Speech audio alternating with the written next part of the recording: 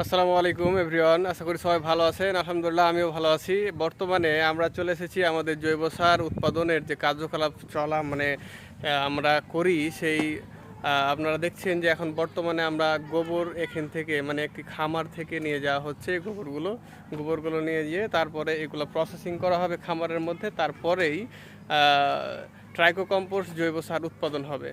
আপনারা দেখছেন যে আমরা এখন বর্তমানে আমার পিছনে ব্যাকগ্রাউন্ডে আপনারা যা দেখতে পাচ্ছেন সে অনেকগুলো গরু আপনারা দেখতে পাচ্ছেন। একদম পিওর যে গোবরটা, সেই গোবর দিয়ে আমরা এই জৈব সার উৎপাদন করি।